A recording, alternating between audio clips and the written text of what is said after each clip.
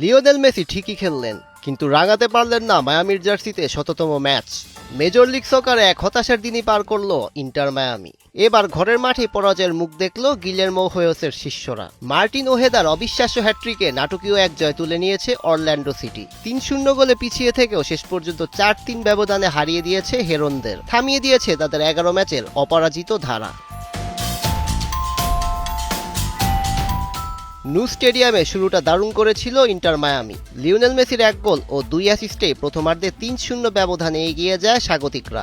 ম্যাচের শুরুতেই হেডে গোল করে মায়ামিকে এগিয়ে নেন ইয়ান ফ্রে। এরপর ২৫ মিনিটে মেসির দেওয়া বল থেকে হেরনদের ব্যবধান দ্বিগুণ করেন তেলেস্কো। ২-০ গোলে এগিয়ে থাকা মায়ামির তৃতীয় গোলটি এবার করলেন আর্জেন্টাইন মহাতারকা লিওনেল মেসি। ৩৩ মিনিটে সুয়ারেসের দেওয়া পাস থেকে বাঁ পায়ে দুর্দান্ত এক শটে জালে বল জড়ান তিনি।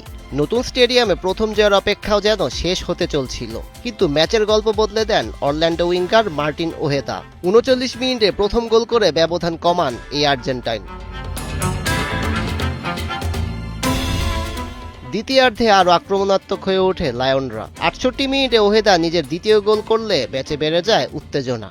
৭৮ মিনিটে পেনাল্টি থেকে হ্যাট্রিক পূর্ণ করে স্কোরলাইন ৩-৩ করেন তিনি। তবে সমতা ফেরার পরও থামেনি অরল্যান্ডো। যোগ করা সময়ের তৃতীয় মিনিটে জয়সূচক গোল করে মায়ামি শিবিরে শেষ পেরেকটি মারেন টাইরেস স্পাইসার। শততম ম্যাচে মেসির দুর্দান্ত পারফরম্যান্সেও শেষ পর্যন্ত জয় এনে দিতে পারেনি দলকে। টেবিলের তলানিতে থাকা অরল্যান্ডোর কাছে এমন হার নিঃসন্দেহে বড় ধাক্কা ইন্টার মায়ামির জন্য। নাটকীয় এই জয়ে নতুন করে আত্মবিশ্বাস ফিরে পেল অরল্যান্ডো, আর মিয়ামির সামনে এখন ঘুরে দাঁড়ানোর কঠিন চ্যালেঞ্জ।